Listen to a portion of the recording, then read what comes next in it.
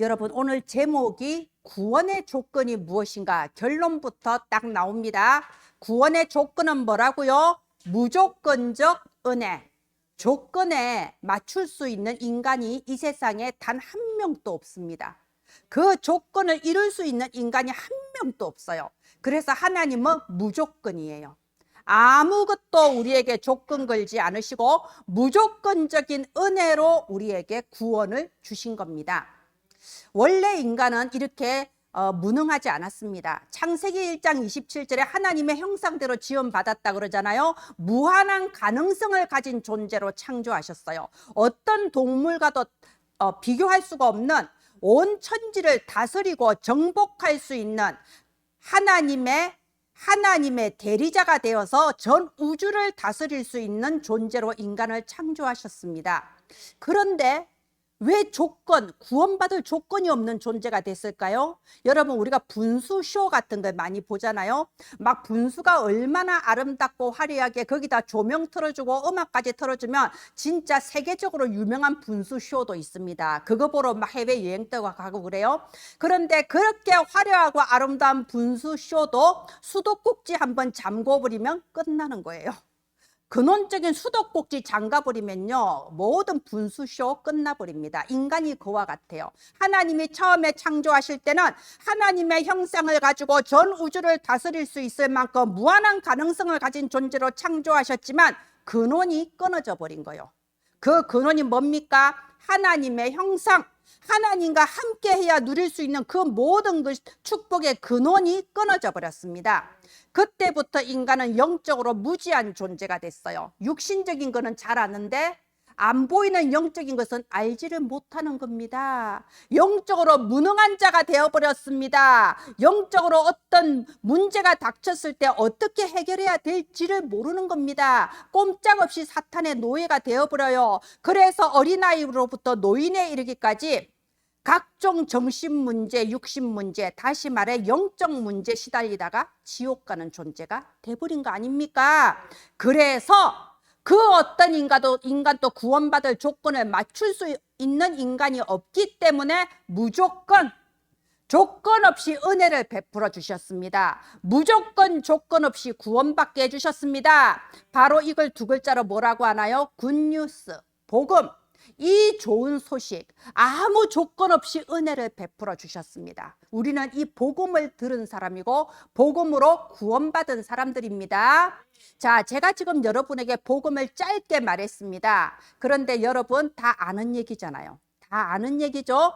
네, 제가 교육자 생활하면서요, 제일 상처받았던 말이 이 말이에요. 제자인지 알았는데 다 알아듣고 충성되게 따라오니까 제자인 줄 알았는데 어떤 문제 사건 오니까는 제가 그거 모르겠어요. 다 알아요. 다 알아. 다 아는데 현장에서 어떤 일이, 어떤 사건이 닥치면요, 적용이 안 되는 겁니다. 자, 처음에는 상처받았어요. 근데 두 번, 세 번, 네 번 그런 말을 듣다 보니 이제는 상처가 안 되고요. 하나님이 내게 이런 소리를 듣게 하신 이유가 있구나. 안 믿어지는 사람들이 있구나. 알기는 아는데 믿음으로 내게 적용이 안 되는 사람들이 있다는 걸 알게 하셨어요. 사실은 그런 사람들이 더 많잖아요. 그죠? 그래서 이것을 하나님의 음성으로 받아들였습니다. 여러분 다 알죠? 그런데 아는 걸로는 안 됩니다. 초등학생도 몇 주만 가르치면 다 알아요. 오늘 여러분 아는 것이 아니고요, 믿음이 되어져야 돼요. 믿음으로 내 영혼 속에, 내 마음과 생각 속에, 나의 삶 속에, 나의 미래 속에 이것이 각인되어야 이 어마어마한 무조건적인 복음의 은혜와 능력이 내 삶을 변화시킬 수 있는 겁니다. 우린 그걸 보고 응답받았다라고 하는 겁니다. 응답은요, 하나님은 먼저 내게 말씀이 믿어지게 하시는 게 응답이고, 이 복음의 말씀이 믿어져서 내가 구원받은 것이 최고의 응답, 모든 응답 다 받은 겁니다. 근본이 해결된 겁니다. 자, 다음 한번 해주세요. 그래서 여러분 텍스트북이라는 단어가 나온 겁니다. 여러분 텍스트북, 우리가 이 북이라는 걸 명사로 하면요, 책만 생각하는데 동사로 하면 부킹이에요. 부킹이 무슨 뜻이냐? 장부에 적어버렸다. 예를 들어서 호텔을 예약을 했는데 모든 결제 다 끝나고 이미 그날 그 시간 그 방은 내 거야. 이걸 부킹이라고 합니다. 바꿀 수가 없어요. 예약했다, 장부에 적었다, 계약 끝났다, 이게 부킹이요. 말하자면 텍스트는 하나님 말씀이잖아요. 하나님의 말씀이 하나님에게 각인, 나에게도 각인, 내 운명과 신분이 바뀌어버리는 거, 이것이 텍스트북입니다. 자, 제가 한글로 풀었습니다. 말씀이 믿음으로 각인된 사람, 이 사람을 절대망대라고 합니다. 자, 생각해 보세요.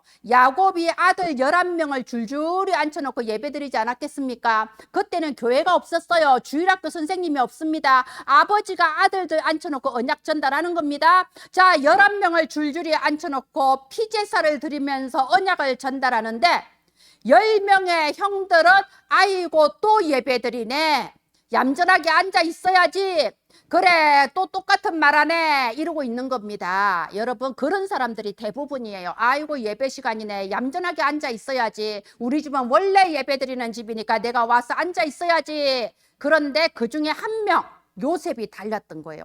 요셉은 아버지를 통하여 말씀이 선포될 때에 그 말씀이 믿음으로 마음속에, 내 속에, 영혼 속에 각인이 된 겁니다. 어느 만큼? 밤에 꿈을 꿀 만큼 완전히 각인돼 버린 겁니다. 이런 사람을 보고 뭐라고 한다고요? 절대망대라고 해요. 여러분은 절대망대입니다. 여러분이 어느 날 그리스도의 복음을 들었을 때, 아 그렇구나, 그래? 내가 그걸 몰랐네 하면서 예수님을 영접했습니다. 그죠? 진실로 영접하는 그 순간에 예수님이 나의 주인입니다, 나는 앞으로 하나님의 자녀로 사는 거군요, 영접했죠. 그 순간이 여러분 텍스트북이 되는 시간이고, 그 순간에 여러분이 절대망대가 된 겁니다. 아멘. 여러분, 지난주에 우리가 말씀 나왔습니다. 복음은 뭐라고요? 주인을 바꾸는 거라고 했습니다. 주인을 바꾼다, 구체적으로 말하면 말씀을 듣고 내 생각이 바뀐다는 뜻이요. 하나님의 말씀을 들었을 때 그 말씀을 듣고 내 생각의 틀이 바뀌는 거예요. 그게 주인을 바꾼다는 겁니다. 예배를 수백 번을 드려도 예배는 예배고 말씀은 말씀이고, 나는 내 생각은 이래, 내 주관은 이래, 이것은요 주인이 바뀐 게 아니에요. 그건 절대망대도 아니고요, 그건 텍스트북도 아니고, 그건 믿음도 아니라니까요. 여러분, 그래서 오늘 텍스트북의 시간이 되기를 바랍니다. 여러분이 요셉의 형들의 그 시간이 아니라 요셉의 그 자리에 있게 되기를 예수님 이름으로 축원드립니다. 사탄은요 끊임없이 우리를 속입니다. 우리가 지지난주에 매일, 매시, 매사 나왔습니다. 왜? 사탄은 매일, 매시, 매사 속이거든요. 뭘로 속입니까? 우리한테 불안과 두려움을 심어줘요. 이러다가 큰일 나겠네, 이래 살아서 되겠나, 아이고 앞날이 캄캄하네. 또 뭘로 속입니까? 우리를 좋은 것으로 유혹해요. 이번만 예배 빠지고 다른 거 하는 게 더 낫지 않을까? 유혹합니다. 또 뭘로 속이냐? 혼미하게 만듭니다. 여러분, 예배 드리는 시간에 혼미하게 만듭니다. 이 시간에도 여러분 흑암을 꺾고 승리하시기를 바랍니다. 이렇게 사탄이 매일 매시 매사 속이니까 우리는 어떻게 해야 되냐? 매일 매시 매사 누리라고 한 겁니다. 믿음으로 누리는 겁니다. 뭘로 누려요? 춤을 추며 누릴 겁니까? 노래를 부르며 누릴 겁니까? 믿음으로 누리는 겁니다. 지난주 쉬지 않고 감사하라고 했습니다. 왜요? 사탄은 쉬지 않고 속이거든요. 그러니까 쉬지 않고 감사, 바보라서 감사합니까? 믿으니까 감사하는 거예요. 앞당겨서 보고 믿으니까 감사한 거 아닙니까? 쉬지 않고 감사하시고 매일 매시 매사 믿음으로 누리면서 쉬지 않는 응답 누리시기를 바랍니다. 자, 이것이 텍스트북이에요. 다음 화면 해주세요. 그러면 핸드북이 내 인생에 이루어집니다. 핸드북은 뭐냐? 이 핸드, 손을 기억하세요. 하나님의 손이 내 인생을 움직여 나가시는 겁니다. 핸드북.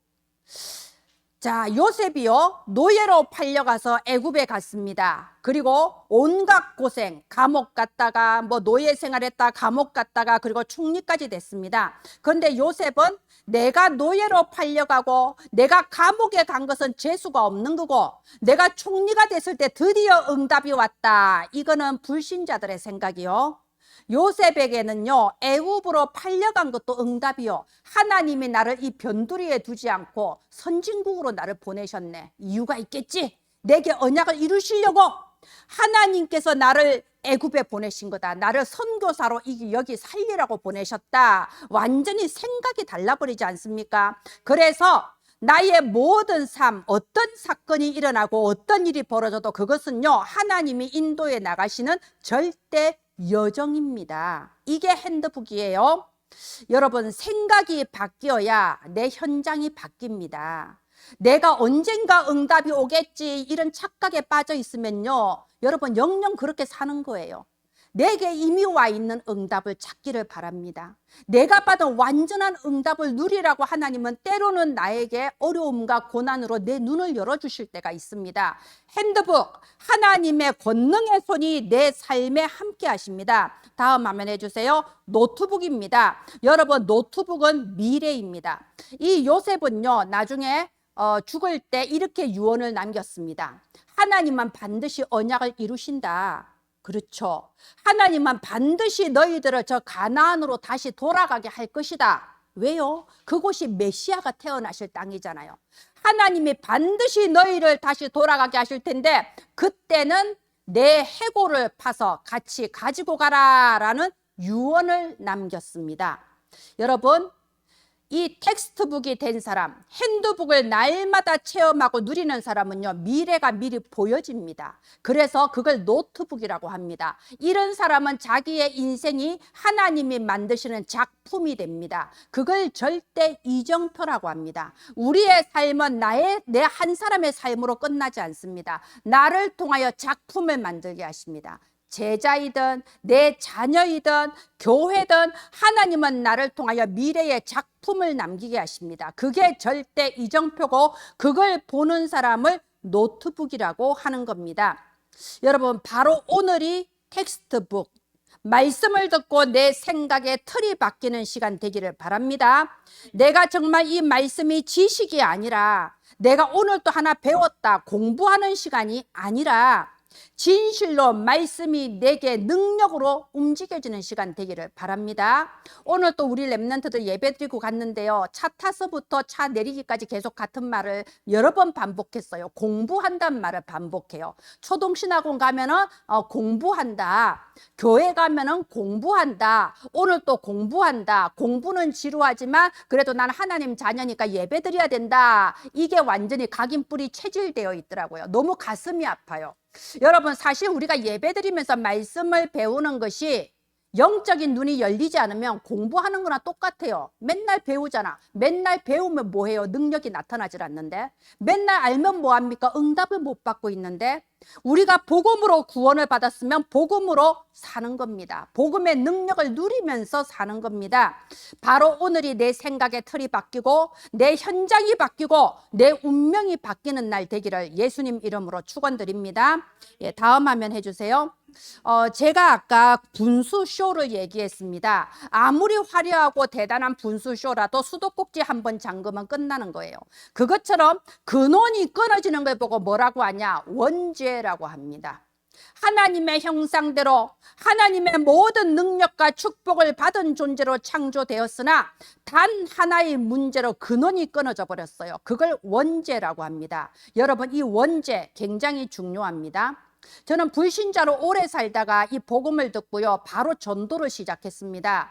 그래서 전도하러 다니면서 교회 오래 다닌 사람들 많이 만나보지 않았겠어요. 나는 이제 교회 다닌 지 얼마 안 된 초신자인데 전도하러 가보면요, 교회 오래 다닌 집사, 권사, 장로 많이 만납니다. 그래서 제가 충격을 받았어요. 교회 오래 다녔다는데, 가족이 다 교회 다닌다는데 원죄를 모르는 거예요. 들어는 받겠지, 배우는 받겠지. 근데 원죄가 무슨 동화 속의 얘기인 거예요. 창세기 3장에 아담과 하와가 사과를 따먹어가지고, 선악과도 아니야, 사과를 따먹어가지고, 그래서 뱀한테 속아서, 그게 원죄. 그게 언젠가 무슨 신화 속의 얘기처럼 동화처럼 들어봤지만 그게 나하고 아무 상관이 없어. 여러분, 아무리 교회를 오래 다녀도요, 원죄라는 것에 대해서 모르면 이 사람은 기독교인이 아니에요. 극단적으로. 왜? 원죄를 모르면 그리스도가 필요가 없습니다. 원죄, 내가 해결할 수 없는 바로 그 문제 때문에 그리스도께서 이 땅에 오신 거예요. 그래서 그리스도가 승립이 되는 겁니다. 원죄를 모르면요, 그 사람은 기독교인이 아닙니다. 원죄가 뭡니까? 하나님과 분리된 거예요. 창세기 3장에서 우리가 창세기 3장 하면요, 그 뭐 세 가지 생각하잖아요. 하나님과 분리되고 죄종 사탄의 종이 됐다. 여러분 혼미하게 그렇게 헤매지 마세요. 창세기 3장 문제 그 세 가지가 아니에요. 사실은 한 가지예요. 하나님과 분리가 돼버렸다니까. 하나님과 분리가 됐으니까 사탄의 노예가 되는 거고, 하나님과 분리가 됐으니까 지옥에 가는 거고, 하나님과 분리가 됐으니까 저주 재앙 속에 사는 거예요. 문제는 하나예요. 하나님과 분리됐다는 겁니다. 여러분, 나무가 아무리 울창하고 잘 자라도 뿌리 뽑혀버리면 그 나무는 죽는 거예요. 당연히 문제가 올 수밖에 없는 겁니다. 그래서 우리가 현장에서요, 많은 사람들이요, 누구 때문이란 말을 많이 해요. 나는 부모를 잘못 만났어. 나는 어릴 때 환경이 이래서. 나는 상처를 받아가지고. 나는 친구를 잘못 만나서. 항상 누구 때문이고 무엇 때문이고 뭐 때문이고 알려줘야 됩니다. 그것은 겉으로 보이는 문제일 뿐이지 진짜는 따로 있다. 근본 문제. 근본 문제를 알려줘야 돼요. 바로 이 하나님과 분리된 근본 문제 때문에 이때부터 인간이 짐승 수준이 돼버린 거예요. 짐승 수준, 말하자면 영적으로 무지한 상태가 돼버린 겁니다. 분명히 하나님은 육과 영을 함께 가진 존재로 창조했는데 영은 죽어버리고 육만 살아있으니 동물하고 다를 게 뭐가 있어요? 영적으로 무지한 상태가 돼버리니까 내가 구원받아야 된다는 필요성도 모르게 돼버렸다니까요. 여러분, 구원을 왜 받아야 되냐? 필요성도 몰라요. 그냥 오직 이제 바라는 게 교회 다니는 사람이나 절 다니는 사람이나 성당 다니는 사람은 오직 바라는 게 똑같아. 지금 내가 당하고 있는 육신 문제 해결해 주세요. 지금 내가 바라는 육신적인 축복 주세요. 왜? 근본을 모르니까. 그래서 구원의 필요성도 모르는 영적 무지가 된 겁니다. 오늘 우리 에베소서 2장 1절, 제가 에베소서 2장 너무 중요하다고 했죠. 죄와 허물로 죽었던 너희를 살리셨다. 이 말이 무슨 말입니까? 내가 절대 해결할 수 없는 근본 문제를 해결받는 게 구원이다 이겁니다. 영적으로 죽은 상태에서 살아나는 게 구원입니다. 에베소서 2장 2절에 뭐라고 되어 있습니까? 공중권세 잡은 자를 따랐다. 이 말은요, 공중권세 잡은 사탄의 노예가 돼버렸다는 거예요. 노예가 뭘 할 수 있습니까? 아무것도 못해요. 그래서 모든 인간이 영적 무능 상태에 빠져버린 겁니다. 저기 명문대를 졸업하고 유학까지 갔다 온 사람도 무슨 영적 문제 생기면 무속인 찾아가야 됩니다. 왜? 어떻게 해야 될지 알 수가 없거든요. 갑자기 내 눈앞에 헛것이 보이고 이유를 알 수 없는 재앙이 자꾸 들이닥치는데 어떻게 해야 될지 알 수가 없어. 그러니까 무속인 찾아가서 명문대 졸업한 엘리트가 부적 쓰고 굿하는 겁니다. 정치인, 사회 지도자층들도 무슨 일 생기면 무속인 찾아갑니다. 경제인, 재벌들도 무속인 찾아갑니다. 영적으로 무지하고 무능하다 보니까는 기껏 하는 게 무속인 찾아가거나 이단 사이비 찾아가거나 사기꾼한테 속는 거예요. 왜요? 영적으로 노예 상태인 겁니다. 운명의 덫에 걸려서 사주 운명 팔자 이 속에서 벗어날 수가 없습니다. 그러니까 발버둥 치는 것이 결국 우상숭배인데 출애굽기 20장 4절 5절 나와 있잖아요. 3, 4대까지 재앙당한다고. 여러분, 이래서 우리가 전도 현장을 가야 돼요. 봐보세요. 내가 내 가문에서 3, 4대 재앙당하면 이것처럼 비참한 일이 어디 있습니까?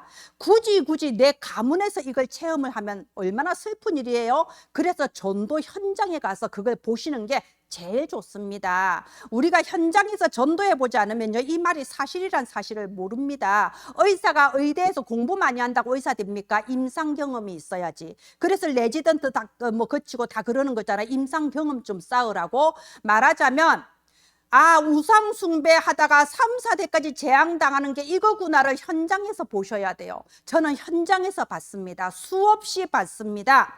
바로 여기에서 해방받는 게 구원이에요. 우상 숭배하다가 저주 재앙 당할 수밖에 없는 여기에서 해방받는 게 구원입니다. 더 심각한 문제가 있습니다. 에베소서 2장 3절에 보면요, 본질상 진노의 자녀다 이 말이 있습니다. 본질상 진노의 자녀 이 말은요, 지옥을 의미합니다. 뭘 의미한다고요? 지옥. 왜 본질상이란 말이 붙었냐면요, 겉으로는 다 가진 것 같거든요. 겉으로는 마음과 육체에 원하는 것을 다 가진 것 같아요. 큰 집도 있고 큰 차도 있고 명예도 가지고 다 가진 것 같은데 본질은 뭐라고요? 지옥의 백성이라니까요. 그래서 본질상이란 말이 붙은 겁니다. 여러분, 다 가진 것 같은데 왜 갈수록 우울증 환자, ADHD 환자, 옛날에는 ADHD가 어린이 병인 줄 알았는데 지금은 성인 ADHD 환자, 그리고 조울증, 그리고 여러 가지 정신질환, 정신분열 계속 늘어납니다. 육신의 중독 문제 계속 늘어납니다. 갈수록 각종 질환이 계속 늘어납니다. 내가 하는 것과 상관없는 재앙이 펑펑 터집니다. 우리는 이거를 정신 문제, 육신 문제라고 하는데 사실은 본질상 영적 문제예요. 본질상 지옥 배경 아래서 살아가는 진노의 자녀이기 때문에 당연히 당할 수밖에 없는 문제이기 때문에 영적 문제라고 합니다. 이게 나한테서만 떠나나요? 대물림이 되잖아요. 영적 대물림. 여러분, 우리나라 통계만 가지고 얘기를 할게요. 우리나라가 최근 3년 사이에 어린이 정신질환 진료자가 300% 넘게 늘어났어요. 3배가 넘게 늘어났습니다. 얼마나 심각해요? 예전에는 어른들이 정신질환인데 지금은요, 유치원생도 약을 먹어야 된다네. 지금 시대가 그래요. 여러분, 나는 응답이 없고 나는 불행하다고 지금 착각하고 있습니까? 여러분, 오늘 예배 드리러 나온 자체가 큰 응답인 줄 아세요? 여러분이 하나님의 응답과 축복이 아니면 지금 이 시간에 병원에 있어야 돼요. 여기 못 앉아 있는다니까요. 자, 그래서 예수님 말씀하셨잖아요. 나와 나를 위하여 울지 말고 너희 자녀를 위해서 울어라. 여러분, 이 저주, 이 하나님 떠나서 오는 근본 문제, 사탄의 노예, 이 영적 문제 저주를 완전히 끝내는 게 구원입니다. 이거 알려주셔야 돼요. 우리가 현장에서 전도할 때 왜 구원받아야 되느냐, 이것부터 알려주셔야 됩니다. 영적으로 무지해서 모른다니까요. 영적으로 무능해서 해결할 방법이 없어요. 어쩔 수 없는 영적 문제에 대대로 고통받고 있지 않습니까? 예, 다음 화면 해주세요. 여기에 하나님께서 방법을 이루셨습니다. 우리를 구원하는 구원의 방법이 뭔가요? 에베소서 2장 5절 보십시오. 그리스도와 함께 살리셨다고 되어 있습니다. 2장 6절에는요, 그리스도 예수 안에서, 2장 7절에도 그리스도 예수 안에서.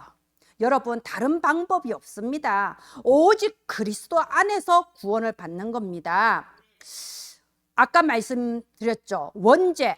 원죄에 따라 나오는 자범죄, 조상들이 우상 숭배해서 내가 당하는 조상의 죄, 이 죄 문제는 사람의 힘으로 해결할 수 없는데 이 죄 문제 해결하신 참 제사장, 나도 모르게 태어나면서부터 이미 공중권세 잡은 사탄의 노예예요. 평생 종로로 타고 삽니다. 사탄의 머리를 깨뜨리신 참 왕, 내가 그렇게 애쓰면서 이루어 나가고 가진 것 같아도 본질상 지옥 백성이요, 지옥 배경 아래 있습니다. 언젠가 지옥 가야 됩니다. 그런데 지옥에서 천국으로 길을 열어주신 참 선지자, 여러분, 구원의 방법은 오직 그리스도예요.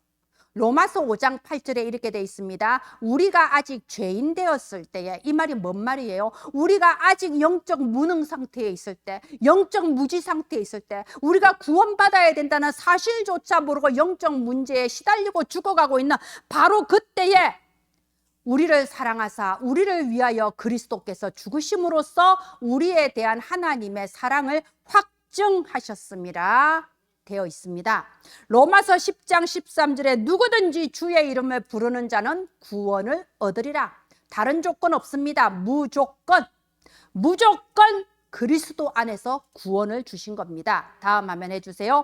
자, 구원의 원인입니다. 제가 애들한테 질문해요. 왜? 어른들은 포장하지만 애들은 솔직하게 말하기 때문에 애들한테 질문합니다. 자, 예수님이 우리를 위해 십자가에 죽어주신 이유가 뭐라고 생각해? 그러면 이제 구원하시려고요. 그래, 왜 구원을 하시려고 그래? 이제 많은 생각을 해요. 세계복음화? 그렇지. 그럼 세계복음화 하려고 구원하신 것도 있지만 세계복음화 하나님이 못하실까? 못하셔서 너한테 굳이 부탁을 하려고 그러셨을까? 그건 아니겠지. 왜 구원하려고 그러셨을까? 그럼 또 생각해. 예배 드리라고? 예배 드리는 건 당연한 축복의 시간이지. 그래, 맞아. 그런데 우리가 예배를 드리든 안 드리든 하나님은 이미 영광스러운 존재야. 예배는 당연한 건데 그것 때문에 구원하신 건 아니야. 하나님이 우리를 왜 구원하셨을까? 왜 우리를 위해 십자가에 피 흘려서 고통받아 죽으셨을까? 여러분, 왜 그럴까요? 왜 그럴까요? 에베소서 2장 4절에 그 답이 나와 있습니다. 4절, 긍휼이 풍성하신 하나님이 우리를 사랑하신 그 큰 사랑을 인하여. 답은 하나예요. 우리를 사랑하셔서. 우리가 앞으로 뭘 할 거라고 우리한테 일 시키려고 그러는 거 아니에요. 우리한테 뭘 요구하려고 하시는 거 아니에요. 하나님은 우리를 사랑하셔서 우리를 구원하신 겁니다. 그래서 에베소서 2장 8절 가장 중요한 구절입니다. 너희는 그 은혜에 의하여, 이게 원인입니다. 은혜에 의하여. 하나님께서 우리를 무조건적으로 사랑하시고 무조건적으로 은혜를 베푸셔서 믿음으로 말미암아, 이건 수단이에요. 여러분, 은혜가 원인이고 믿음은 수단이에요. 하나님은 우리 안에 겨자씨만한 믿음 하나 보고 우리에게 은혜를 베푸신 겁니다. 그런데 그 뒤에 보면요, 이 믿음조차도 나한테서 난 것이 아니고 뭐라고요? 너희에게서 난 것이 아니요 하나님의 선물이라. 여러분, 선물은 아무 대가를 바라지 않는 게 선물이에요. 그냥 주는 거잖아요. 그죠? 은혜가 그런 겁니다. 그래서 우리 교회 은혜나무 교회 선물나무 교회입니다. 하나님께서 오직 은혜로 아무것도 요구하지 않고 무조건적인 은혜로 우리를 구원하셨습니다. 그리고 여기 9절에 보세요. 행위에서 난 것이 아니니 이는 누구든지 자랑하지 못하게 함이라. 이게 중요해요. 자, 유대인들에게 주시는 말씀입니다. 왜요? 유대인들이요 자꾸 다른 거를 자랑하려고 그러거든요. 유대인이란 혈통을 자랑하려고 그러고 전통을 자랑하려고 그러고 율법을 잘 지키고 있다, 이걸 자꾸 자랑을 하려고 합니다. 근데 여러분, 다른 거를 자랑하고 다른 것이 응답인 줄 알면 결국은 재앙당하잖아요. 유대인이 어떻게 망했는지 우리가 잘 알고 있지 않습니까? 여러분, 이게요 중요한 부분이에요. 우리도 때로는요, 난 왜 이렇게 응답이 안 되지 이럴 때가 있어요. 나는 왜 이 문제가 해결이 안 되지 이럴 때가 있습니다.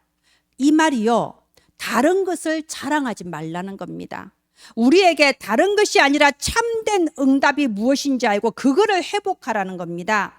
여러분, 우리가요 은혜로 구원받았어요. 이거는요 복음이 능력이 있단 말이에요. 내 능력 아니고 복음의 능력으로 구원받았습니다. 그러면 내 삶은 왜 복음의 능력으로 살지를 못합니까? 왜 자꾸 다른 것을 구하고 다른 것을 자랑하려고 그러고 다른 것이 있어야 그걸로 살 수 있다고 착각을 하고 있나요? 복음의 능력으로 구원받았으면 내 삶도 복음의 능력으로 사는 겁니다. 마지막 해주세요. 우리가 찬송가 413장에 보면요, 이 413장을 스페포드란 사람이 작사를 했거든요. 이 여기 얽혀있는 배경을 잘 아시죠? 이 스페포드라는 사람이 온 가족이 아주 잘 믿는 사람들이에요. 믿음의 사람들이에요. 그런데 이제 어느 날 자기 4명의 딸과 자기 부인이 유럽으로 여행을 가다가 대서양을 가다가 이제 그때는 배로 다니잖아요. 배를 타고 대서양으로 여행 가다가 중간에 배가 침몰을 한 거예요. 예, 지금 이 시대에 비행기 떨어지면 다 죽는 것처럼 그 시대 배가 침몰하면 다 죽는 거예요. 그래서 부인과 딸 4명이 그 자리에서 다 죽었다는 소식을 이제 들은 거예요. 얼마나 충격이겠습니까? 그래서 여러 가지 문제를 이제 또 장례도 치러야 되고 여러 가지 문제 해결해야 되니까 그 자기가 이 배를 타고 이제 또 간 거예요. 유럽으로 가는데 어느 지점을 지나가니까 선장이 알려줘요. 선생님, 이 자리입니다. 뭐 어떻게 할 수는 없지만 알려는 드립니다. 이 자리에서 배가 침몰을 했습니다. 그 스페포드 속이 어떻겠어요? 우리는 상상을 할 수가 없지 않습니까? 그런데 이 스페포드가 견디다 못해서 선실에 들어가서 혼자 막 통곡을 하고 울었어요. 하나님, 내게 왜 이런 비극을 허락하십니까? 막 우는데요. 여러분, 이거는 구원받지 못한 사람은 모르는 얘기입니다. 하나님께서 스페포드에게 말할 수 없이 큰 성령의 감동을 주신 거예요. 성령의 은혜가 임한 겁니다. 말할 수 없는 평안이 임한 거예요.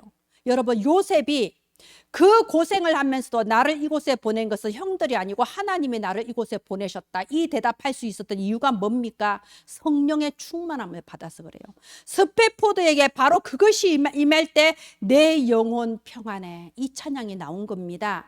이걸 어떻게 말로써 불신자한테 설명할 수 있겠습니까? 저는 이 예화 잘 말하지도 않아요. 왜? 사람들이 시험 들까 봐. 이해가 안 되는 내용이잖아요. 여러분, 우리가 현장에서 사람들 만나면요, 문제, 고민이라고 말하는 게 전부 다 육신의 문제예요. 항상 육신의 문제예요. 항상 육신의 고민입니다. 지금 예수님은 영혼의 구원을 말하고 계시는데 뭔 놈의 영혼 구원이요? 보이지도 않고 먹지도 못하는 건데 오직 육신밖에 몰라. 창세기 3장 이후로 사람이 짐승 수준이 돼버렸다니까요. 그래서 전도는요, 생각의 틀을 바꾸어 주는 거예요. 주인을 바꾸어 주는 겁니다. 왜 구원받아야 되는가? 이것부터 알려줘야 됩니다. 영적인 눈을 열어줘야 됩니다. 어떻게 구원받아야 되느냐? 방법이 없다. 나는 해결할 수 없다. 그래서 무조건적인 은혜로 십자가에 피 흘려 주신 거다. 그래서 그리스도라고 한다. 그리스도. 여러분 어떻습니까? 저는 지금도요, 그리스도 이러면요, 마음에 감동이 와요. 여러분 어떨까요? 저는요, 예수 그리스도 하면요, 가슴이 찌르르한 게 지금도 있습니다. 내 생명을 걸어도 아깝지가 않아요. 그리스도. 얼마나 감사합니까? 왜 그럴까요? 이게 나에게 텍스트북이 돼서 그래요. 저는 구원의 길이 내 영혼의 텍스트북입니다. 저는요, 농담으로 내가 죽으면 관 안에 전도 핸드북 넣어달라 그럽니다. 예, 내 영혼의 텍스트북이라니까요. 충분, 만족, 모든 것이에요. 이것이 믿어질 때 텍스트북이 되는 것이고, 이럴 때 내 신분이 변하고 내 삶이 변하고 내 삶의 능력이 다 변합니다. 핸드북. 내 인생이 그냥 살다 죽는 것이 아니고 짧게 살든 길게 살든 작품이 돼요. 하나님이 만드신 기업이 됩니다. 노트북.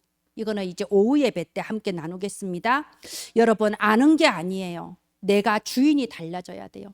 내 생각의 틀이 바뀌어야 돼요. 그래서 복음의 능력이 내 인생에 역사하셔서 나의 운명이 바뀌는 그 놀라운 응답 누리게 되시길 예수님 이름으로 축원드립니다. 하나님 은혜를 감사합니다. 지금 또 사탄이 매일 매시 매사 쉬지 않고 우리를 혼미케 합니다. 매일 매시 매사 믿음으로 이 복음의 능력을 누리게 하소서. 쉬지 않고 감사할 수 있을 만큼 나의 주인이 바뀌고 내 생각의 틀이 바뀌게 하소서. 보좌의 능력으로 나의 미래와 나의 현장에 역사하셔서 확실한 핸드북의 그 권능을 체험케 하시며 이제는 한 번밖에 없는 인생, 하나님께 영광 올려드리는 인생 작품이 남게 하여 주시옵소서. 살아계신 주 예수님 이름으로 기도합니다. 아멘.